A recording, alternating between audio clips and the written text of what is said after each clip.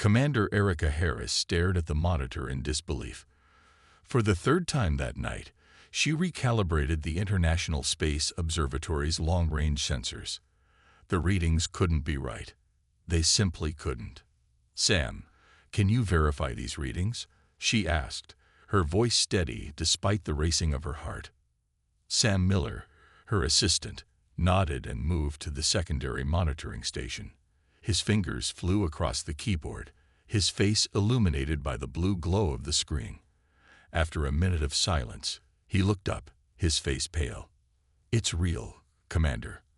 I'm seeing the same thing. There's a massive object. No, multiple objects, at the edge of our solar system." Erica took a deep breath. "Call Director Peterson. Then contact every major observatory on the planet. We need confirmation." Within 2 hours, observatories from Chile to Japan confirmed what the ISO had detected. A fleet of unknown origin had entered the outer reaches of the solar system. The objects were moving in formation, clearly artificial. Preliminary estimates suggested over 7,000 vessels of various sizes. By dawn, Lieutenant Jack Morgan arrived at the ISO. The military liaison to NASA was a tall man with sharp eyes and a grim expression. "Commander Harris, I understand you're the one who made the discovery." Erica nodded, leading him to the main observatory room. "Whatever they are, they're slowing down as they approach Neptune's orbit. That suggests intelligence and purpose." Jack studied the data streams, his military training immediately assessing threat levels. "Have we attempted communication?" "On all known frequencies, no response." On the other side of the solar system, Grand Admiral Zarek of the Galactic HFY stood on the bridge of his flagship, the Indomitable.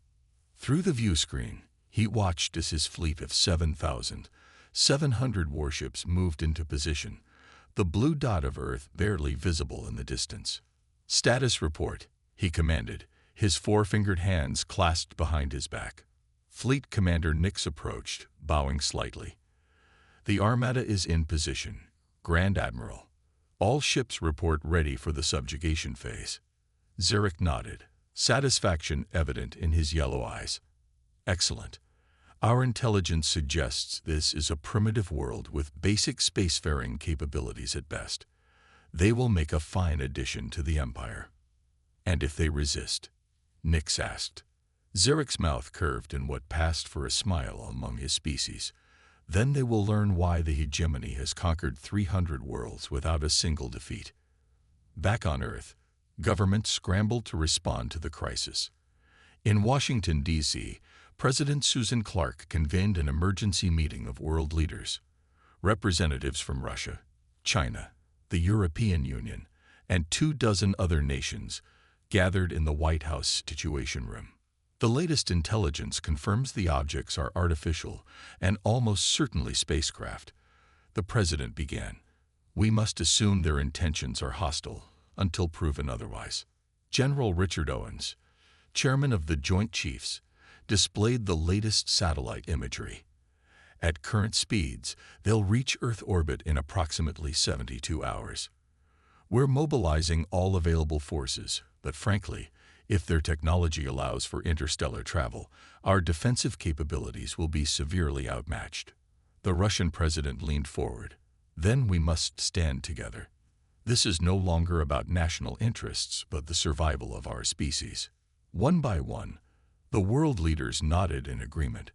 Within hours, the Earth Defense Coalition was born. At a secret military base in Nevada, Lieutenant Morgan assembled a team of the world's best analysts, scientists, and military strategists. They worked around the clock, developing potential defense scenarios against a threat they could barely comprehend. Their formation suggests a hierarchical command structure, noted Dr. Alice Young, a behavioral scientist. "That might give us an advantage if we can identify and target their leadership." Jack nodded, but his expression remained grim. "First, we need to survive long enough to find that weakness." As Earth prepared for the coming storm, the alien fleet crossed the orbit of Mars, using the red planet as a staging ground. Grand Admiral Zarek was confident in his overwhelming superiority. After all, his 7,700 ships represented merely a fraction of the hegemony's might. Earth would fall, as all worlds before it had fallen. He did not know that this time, things would be different. A single sleek vessel broke away from the alien fleet orbiting Mars. Unlike the angular warships that made up most of the Armada, this ship was smooth and curved, designed for diplomacy rather than combat. Inside, Ambassador Vex prepared for his mission. His instructions from Grand Admiral Zarek were clear.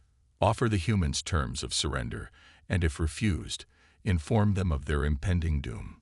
The diplomatic ship approached Earth, broadcasting a message on all frequencies. People of Earth, we come as representatives of the galactic hegemony. We wish to discuss your planet's future. We request a meeting with your leaders. In the White House Situation Room, President Susan Clark listened to the translated message. The room was silent, the tension thick enough to cut with a knife. It's a trap, General Owens warned. They want to locate our leadership. President Clark shook her head. If they wanted to destroy us immediately, they could have. They have technology we can't even comprehend. We need to buy time. She turned to her communications director. Arrange a video conference. Keep our location secure. 6 hours later, Ambassador Vex's face appeared on screens worldwide. His alien features were unsettling. Pale blue skin, large black eyes with no visible pupils, and a mouth that seemed too wide for his narrow face. Greetings, people of Earth, he began, his voice translated by computers. The galactic hegemony rules over 300 worlds across this galaxy. We bring order and progress to primitive species like yours. Your planet has been selected to join our empire as a resource colony. Your people will work under our guidance.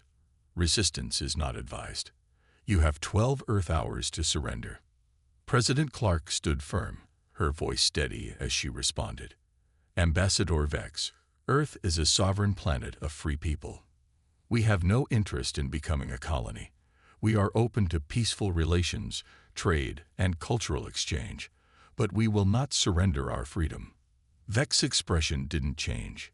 You misunderstand. This is not a negotiation. It is mercy. The alternative is destruction. Humanity has never bowed to tyranny. President Clark replied, and we won't start today. The transmission ended. Across the globe, military forces mobilized for what seemed like an impossible fight. Meanwhile, in a secret underground facility in Colorado, Dr. Alan Wright worked frantically with his team of scientists. The facility housed Project Aegis, a classified research program studying Earth's unique electromagnetic field. For years, Dr. Wright had theorized that these electromagnetic properties could be amplified and manipulated. The alien ships all emit a specific frequency pattern, Dr. Wright explained to his team, pointing to data collected from the observatory. It's like nothing we've seen in our technology. I believe their systems are vulnerable to certain electromagnetic disruptions that our planet naturally produces. His assistant, Kate Butler, looked skeptical.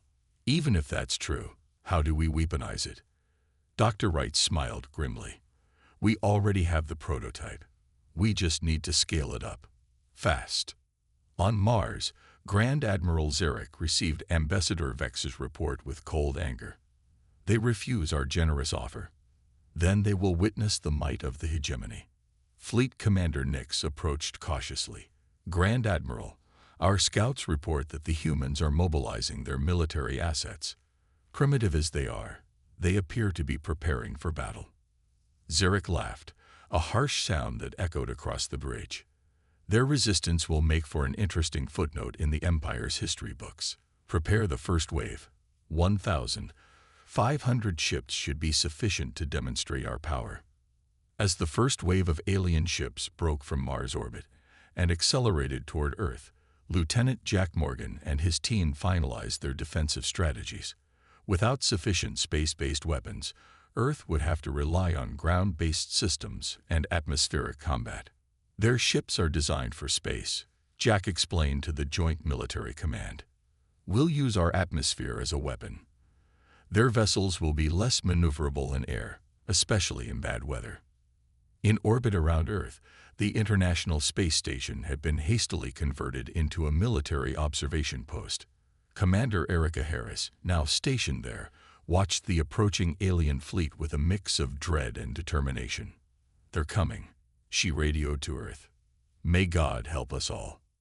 The alien ships entered lunar orbit, their weapons systems charging. The battle for Earth was about to begin. The sky over Earth turned ominous as the first wave of alien ships entered the atmosphere. They moved in perfect formation, like a swarm of deadly insects. Each ship glowed with an eerie blue light from their energy weapons. Major Samantha Kelly gripped the controls of her F-35 fighter jet. As squadron leader of the newly formed Earth Defense Forces Air Wing, she led 200 of Earth's best pilots. They waited in the clouds, engines quiet, using the weather as cover. "Remember the plan," she said through the radio to her pilots. "Don't fly straight. Be unpredictable. Use the clouds. Use the mountains. Make them work for every shot." The alien ships descended toward major cities. Their weapons began to glow brighter. "Now," Samantha ordered. Her squadron burst from the clouds, flying in chaotic patterns that made no logical sense. The aliens, used to the orderly battles of space, struggled to track the erratic Earth fighters. Samantha's jet screamed toward an alien destroyer. She fired a full spread of missiles, then pulled into a tight turn that would have made most pilots black out. The missiles struck the alien ship's hull. They barely scratched it, but the impact forced the ship to adjust its course. "Their hulls are too strong for our weapons," she radioed. "Target engines and weapon ports only." Across the globe, similar battles played out. Earth fighters used their knowledge of the planet's weather and terrain to confuse the invaders. In the mountains of Colorado, pilots led alien ships through narrow canyons, causing several to crash. Over the Pacific, Navy pilots used the ocean's misty surface to appear and disappear from alien sensors. But Earth's bravery wasn't enough.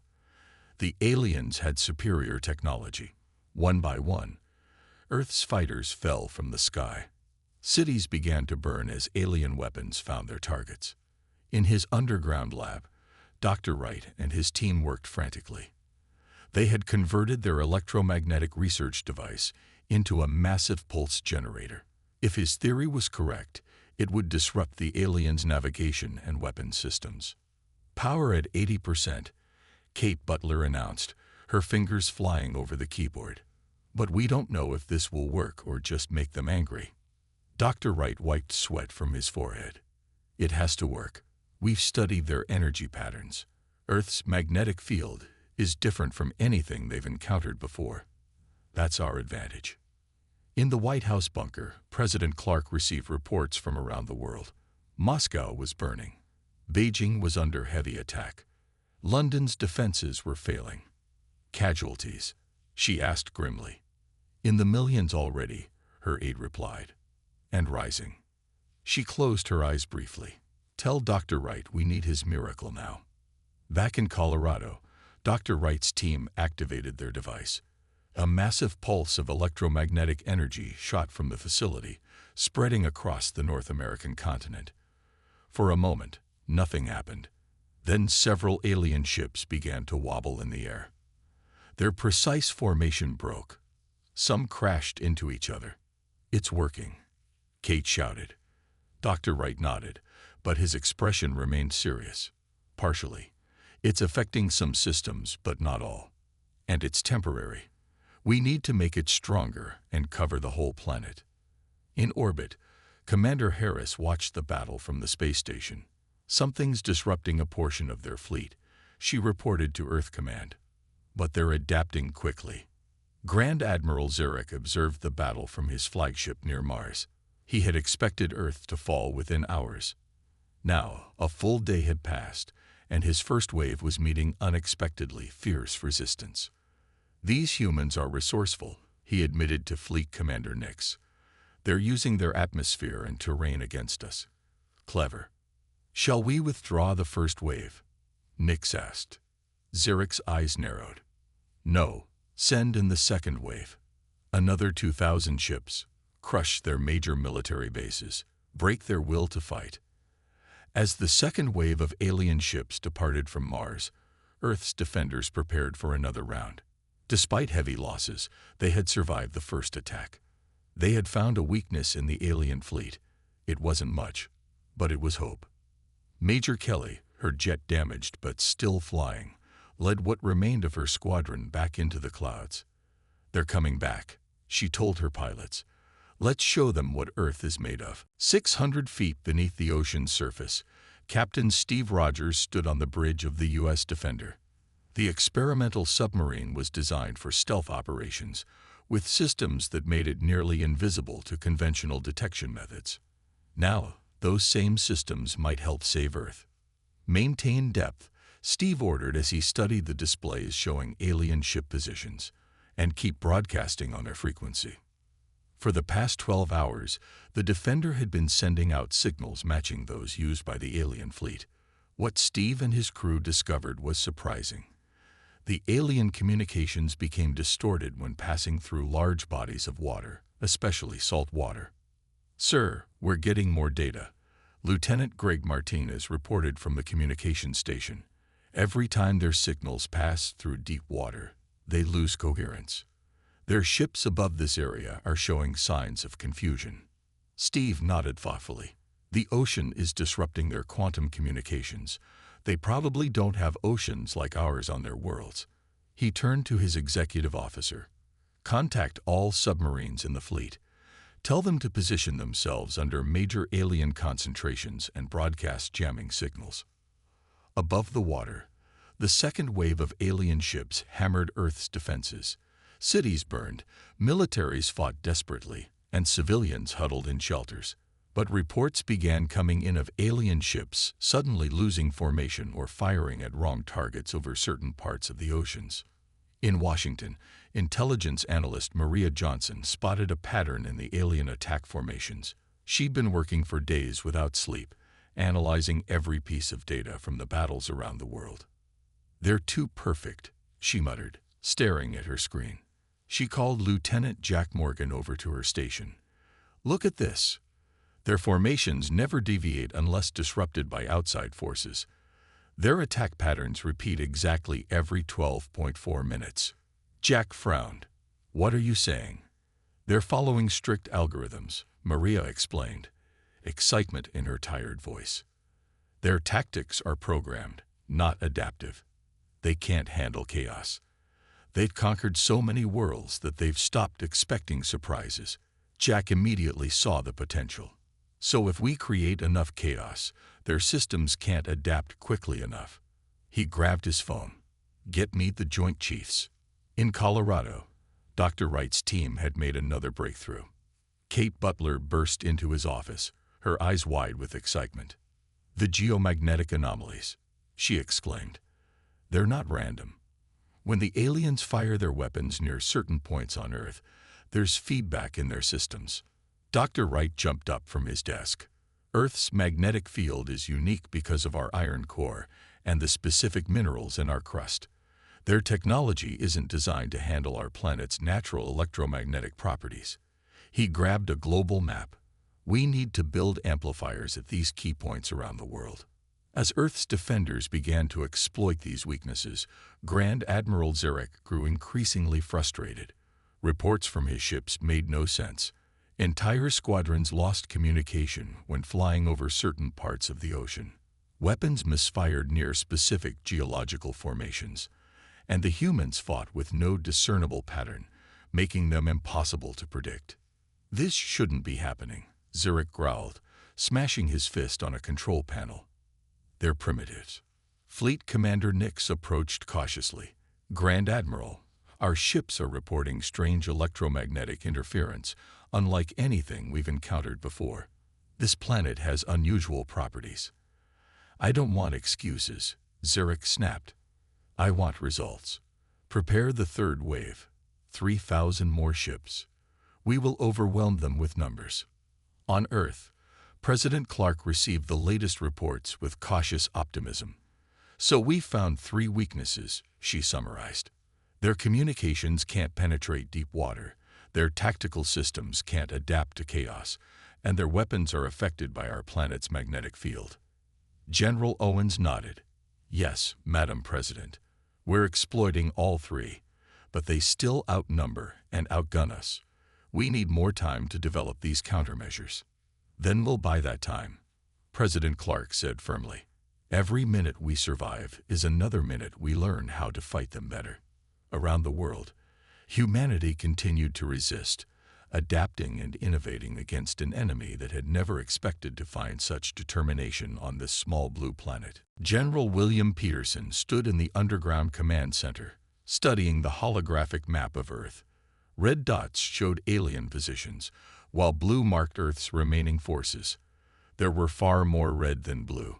We can't beat them in direct combat, he told the assembled military leaders. So we stop fighting fair. He pointed to the map. We've learned they hate our atmosphere. Their ships struggle with our gravity, our weather, and our magnetic field. So let's use that. The new strategy was called Operation Quicksand. Instead of meeting the alien armada in space, Earth's forces would lure enemy vessels down into the atmosphere where their advantage is diminished. Major Samantha Kelly and what remained of her Air Force squadrons practiced new tactics. They skimmed the ocean surface, ducked into canyons, and flew through storm systems, places the alien ships couldn't easily follow. Hit and run, she explained to her pilots. Never stay in one place. Never fly straight. Make them chase us into trouble. Submarines positioned themselves strategically around the oceans, creating communication dead zones for the aliens. When enemy ships flew overhead, Earth's naval forces broadcast jamming signals that confused their navigation systems. In his workshop in Phoenix, civilian engineer Frank Martinez worked with parts salvaged from a downed alien scout ship. The former NASA contractor had been analyzing the alien navigation system when he made a discovery. Their navigation is based on quantum principles, Frank explained to the military officers who quickly arrived at his workshop. But there's a backdoor in their code. If we broadcast the right signal sequence, we can feed false data to their navigation computers. The military immediately gave Frank all the resources he needed. Within days, Earth forces could occasionally redirect enemy vessels into each other or into natural obstacles like mountains or storm systems. Grand Admiral Zarek watched with growing fury as his third wave met the same unexpected resistance. Reports from ship commanders made no sense. The humans seemed to know exactly where to strike for maximum effect. How are they doing this? He demanded, his voice echoing across the bridge of his flagship. They're primitives. They barely have space travel. Fleet Commander Nix reviewed the latest reports. Grand Admiral, I believe we underestimated them. They're using their planet itself as a weapon against us. Our ships weren't designed for extended atmospheric combat, and their attack patterns are completely unpredictable. We never should have given them time to adapt, Zarek growled. We should have struck immediately with our full force. On Earth, Dr. Wright supervised the installation of the last geomagnetic amplifier in Australia. His team had built similar devices at strategic locations across the planet. In Alaska, Brazil, South Africa, Russia, and Japan. Each amplifier strengthened Earth's natural magnetic field in its area. Are we ready? He asked Kate over their secure communication line. All amplifiers report ready, she confirmed from the Colorado Control Center. But Alan, we don't know what will happen when we activate them all at once. The models suggest it could create a cascading effect through the planet's entire magnetic field. We have no choice, Dr. Wright replied. The aliens are adapting to our other defenses. We need something bigger. President Clark gave the final authorization from her bunker. Activate the amplifier network. Dr. Wright took a deep breath and pressed the activation sequence. For a moment, nothing seemed to happen. Then reports began flooding in from around the world. Hundreds of alien ships suddenly lost power and drifted in the air. Others fired weapons that missed their targets by miles. Some crashed into each other as their navigation systems gave conflicting commands. In orbit, Commander Harris watched in amazement from the space station. It's working. Their fleet is in chaos. But the victory was temporary. Already, the aliens were adjusting their systems to compensate for the magnetic interference. Earth had won a battle, but the war continued. Grand Admiral Zarek made a decision. Commit the rest of our forces, he ordered. All remaining ships. We will not be defeated by primitives. As the remaining 1,200 alien ships moved toward Earth, humanity prepared for what might be their final stand. Captain Lisa Green studied the disabled alien command ship through her binoculars. The massive vessel had crashed in the Nevada desert after the global geomagnetic pulse. Its engines were dead, but internal lights showed some systems were still working. This is our chance, she told her team of Special Forces soldiers. While their systems are recovering, we get in, grab their tactical data, and plant the virus. Her team of 12 moved silently across the desert floor, approaching the downed ship. Each soldier carried weapons and special equipment designed by Frank Martinez to interface with alien technology. The most important item was a small device containing a computer virus developed by programmer Daniel Edwards, who had spent days analyzing alien code from salvaged ship parts. They reached the hull of the ship, which towered nearly 50 feet above them. Lisa touched the metal surface cautiously, feeling it vibrate with the ship's internal power. "Cut here," she ordered, pointing to a section where the hull was damaged from the crash. 2 soldiers activated plasma cutters and carved an opening large enough for them to slip inside. The interior of the ship was dimly lit with a blue glow. Strange symbols covered the walls, and the air smelled like burnt metal. "Everyone remember the plan," Lisa whispered. "Team 1 with me to the command center. Team 2 to the engine room. Team 3 guards our exit." They moved through the alien corridors, encountering only minimal resistance. Most of the alien crew was focused on repairing their ship's critical systems. The few guards they met were quickly subdued with stun weapons. Lisa's team reached what appeared to be the command center. Alien crew members worked frantically at control stations. Using hand signals, she coordinated a synchronized attack. Within seconds, they had control of the room.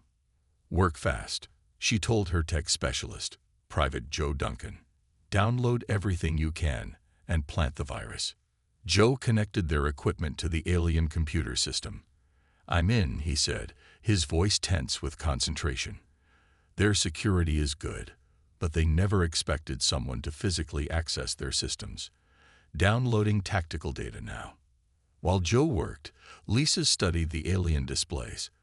Though she couldn't read their language, the tactical screens clearly showed the positions of all alien ships in the solar system. Most were gathered around Earth, but she noticed something concerning. A massive ship, far larger than any they'd encountered, was moving from Mars toward Earth. "That must be their flagship," she whispered. Joe looked up from his work. "Download complete. Virus is planted and spreading through their network. It should reach any ship that communicates with this one." Suddenly, alarms blared throughout the ship. "Time to go," Lisa ordered. They fought their way back to the exit, meeting up with the engine room team who had planted explosives on the ship's power core. As they escaped into the desert night, the alien ship's lights flickered, then went dark as the virus corrupted its systems. Miles away, in the Colorado Command Center, Daniel Edwards monitored the spread of his virus through the alien fleet. The elegant but deadly program used the aliens' own communication network against them. Every time ships exchanged data, the virus spread, causing navigation systems to fail, weapons to target friendly vessels, and communication systems to broadcast false orders. "It's working," he told Dr. Wright, pointing to his screen. "The virus is spreading exponentially through their fleet." Dr. Wright nodded, but his expression remained grim. "But it won't affect ships that haven't connected to the infected network yet." On the other side of the world, civilians fought their own battles against alien ground forces. In the ruins of London, schoolteacher Ben Collins led a group of survivors through underground tunnels, evading alien patrols. In the mountains of Japan, Farmers used their knowledge of the terrain to set traps for alien ground troops who struggled with Earth's gravity and atmosphere. Grand Admiral Zurich watched in disbelief as ship after ship in his fleet began behaving erratically. Some fired on other hegemony vessels. Others shut down completely. The neat formations that had been the pride of the galactic hegemony dissolved into chaos. "We're being attacked from within our own network," Fleet Commander Nix reported, his voice shaking with disbelief. "The humans have infected our systems with some kind of corrupting code." Zurich's yellow eyes narrowed dangerously. "Then we will disconnect from the network, and I will lead the final assault myself." Grand Admiral Zurich's flagship, the Indomitable, moved towards Earth, its massive form eclipsing the sun from certain parts of the planet. At over 10 miles long, it was a mobile battle station capable of destroying entire continents. Zurich had disconnected his ship from the fleet's network to avoid the human virus. Now he stood on the bridge, watching Earth grow larger on the view screen. "I will not be remembered as the admiral who lost to primitives," he growled. "Prepare the planet killer weapon. If we cannot have this world, no one will." The enormous weapon began to charge, drawing power from the ship's multiple reactors. It would take 30 minutes to reach full power, enough time for one final assault on the stubborn planet.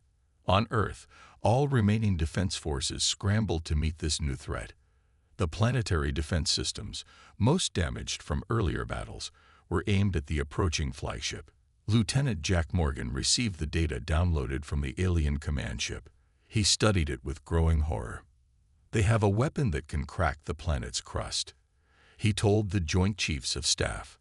"If they fire it, Earth becomes uninhabitable." General Peterson looked grim. "How long until it's charged?" 25 minutes, Jack replied. "And our remaining weapons can't penetrate their shields." Major Samantha Kelly stepped forward. "Sir, we have fighters with alien tech salvaged from down ships. If we could get close enough, maybe we could find a weak point." The general nodded. "Assemble your best pilots. This is our last chance." Samantha gathered her squadron. Just 15 pilots remained from the hundreds who had started the war. Their jets had been modified with alien technology, making them faster and more powerful, but still no match for the flagship's defenses. "I won't lie to you," she told her pilots. "This is likely a one-way mission. Our job is to find a weakness and exploit it." The pilots nodded solemnly. Each knew what was at stake. The squadron took off, their modified jets climbing faster than any Earth aircraft had ever flown. In orbit, Commander Harris provided support from the damaged space station. "I'm sending you the flagship's schematics from the captured data," she radioed to Samantha. "There's a thermal exhaust port near their main reactor. If you can hit it with enough force, it might create a chain reaction." "Copy that," Samantha replied. "We'll need to get past their defensive screen first." The squadron approached the massive alien ship, its surface bristling with weapons. Immediately, defensive fire lit up the space around them. 3 fighters were destroyed in the first minute. "Evasive maneuvers," Samantha ordered. "Stay unpredictable." The remaining fighters dodged and weaved, using the tactics they had perfected during the weeks of fighting. The alien gunners, used to space combat against conventional enemies, struggled to target the erratic Earth fighters. Samantha spotted the exhaust port. "I see the target, but there's no way through their defensive screen." On Earth, Dr. Wright had an idea. "What if we reversed our geomagnetic amplifiers? Instead of strengthening Earth's field, we could project it outward, create a magnetic pulse aimed directly at the flagship. Would that work?" President Clark asked. "In theory, it could disrupt their shields for a few seconds," Dr. Wright replied. "But we burn out the entire amplifier network." "Do it," the president ordered. Dr. Wright sent the command to all amplifier stations. The devices, never designed for this purpose, began to overheat almost immediately. Pulse firing in 3, 2, 1. In space, a massive electromagnetic wave shot from Earth toward the alien flagship. For 3 precious seconds, the ship's shields flickered and died. "Now," Samantha shouted to her pilots, Full attack. The Earth fighters dove toward the exposed exhaust port, firing everything they had. Most were shot down by the flagship's defensive weapons, which were already coming back online. Samantha's fighter was hit, systems failing, but she stayed on course. For Earth, she whispered, and fired her last missile directly into the exhaust port. On the bridge of the Indomitable, alarms blared as the missile penetrated deep into the ship's core. Impossible, Zurek muttered as warning lights flashed across his command console. The first explosion was small, deep in the reactor core. Then came another and another, each larger than the last.